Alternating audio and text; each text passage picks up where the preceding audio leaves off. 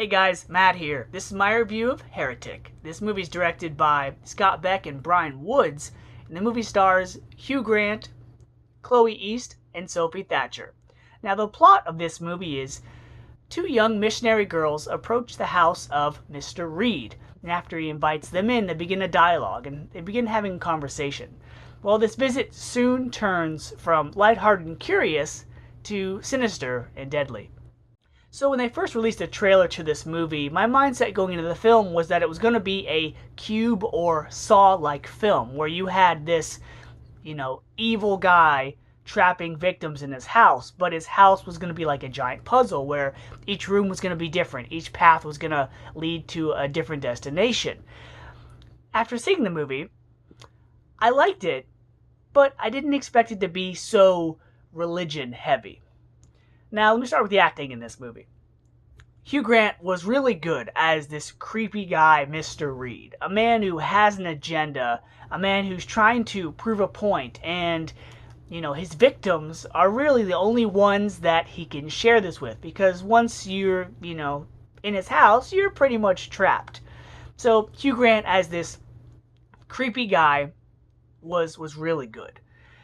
He has these, this dialogue and this conversation where he's trying to disprove, different religions. He's trying to get his point across. And at first he just does it almost like a teacher, with like a PowerPoint, pointing out, points and clues and, making observations. But then things get more physical, which I'll get into in a little bit. And as far as the missionary girls go, I thought they were really good. You had two different types of girls. They weren't, just one and the same character two times. You had Chloe East, who was she was like Anya Taylor-Joy in the movie The Menu, where she was the one that was the outspoken one. She's the one that wasn't afraid to stand up to Mr. Reed and kind of question, his points, give him counterpoints, and kind of call him out on stuff that doesn't really add up. And then you have Sophie Thatcher as she's the more quiet, she's the nerdy one in the trailers. Both attractive females, and they did their roles well, because you had one that was kind of bashful and then one that was very outspoken. And if you've seen the trailer, you can probably tell which is which. But there are moments where that role and that that dynamic changes in the movie, which I did appreciate. And then you have a cameo, if you want, from another actor that I did not expect to be in this movie, but it's like, hey, it's nice to see them still doing stuff, so, it was okay. And I also liked how this film had a very limited cast. I like movies like that. Also, this film was set, except for like the exterior of the home, this movie was set almost entirely inside the house, which I also enjoyed, because when actors can make the space work, and they can make the story believable by just having you in one location and keeping you engaged, that means the movie and the producer and the actors did their jobs well. Now, I will say that an issue I had with the movie, though, is that because there are two directors, it almost feels like each of the directors did half of the movie. Because the first half of this film is all dialogue heavy. It's, from the girls having conversation about, I'll just say a certain item, and then, Mr. Reed questioning religions, and, giving this speech, these monologues about how different religions are like, versions of Monopoly and other board games, and it was like those Christian propaganda movies, but the opposite. Where, the movie isn't, overhanding these religious things, but Mr. Reed's whole point, his whole spiel, is about how he wanted to try and find the one true religion. So half of the movie is him trying to express his points, his outlook, his views, his observations about how this one works, this doesn't work, and how people should believe this and that, and it's a lot.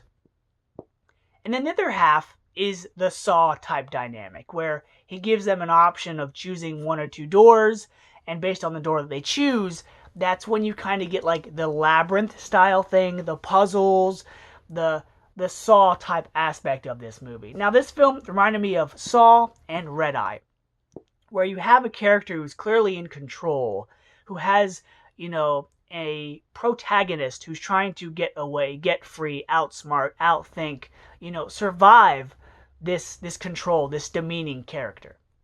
And like most horror movies, this movie does subvert your expectations, and it does have some violence in it, and it does have some scary, and if this happened in real life, really traumatic instances that could happen to characters in this situation.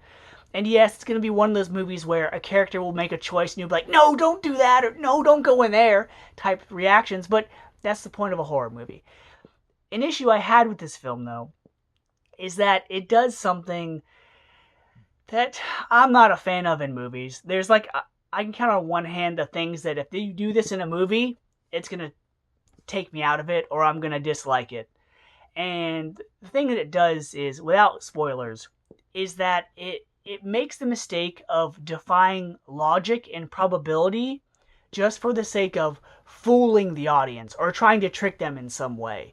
This was an issue when I was young and naive I had with The Prestige with Hugh Jackman and Christian Bale, where I thought, the ending to that was just to get a reaction from the audience and not really make a whole lot of realistic sense. Well, that's kind of the vibe I got from parts of this movie, where characters act and say things, and it's like, so if this character's trying to outsmart the bad guy, then where was this earlier in the film? Or has this character always been like this? Just one of those things where it's like, if this bad guy's been doing this for so long, this is the time where these two victims are able to, try to outdo him. It didn't really add up. But the shots in this were really well done. There's a scene where he has the two doors and belief is at one angle and disbelief is another angle. They do a lot of camera work here where, you're seeing a lot of things happen in this movie from the girl's perspective. And so because of that, the movie and the plot is able to play some tricks on, the girls, aka the audience, in some scenes. So this movie was well shot. I thought the acting was really good, and I thought the premise was a good premise. But the execution of having one half of the movie be a lot of dialogue and the other half be not as interesting, not as, intriguing as you thought it would be, it didn't make this movie stand out as one of the best I've seen. But Hugh Grant as a creepy old guy was really cool to see because he usually plays a good, nice guy. Aside from The Gentleman, he really doesn't play bad guy roles, so this was nice to see. So because of that, I'm going to give Heretic a B-. So until next time, guys, see ya.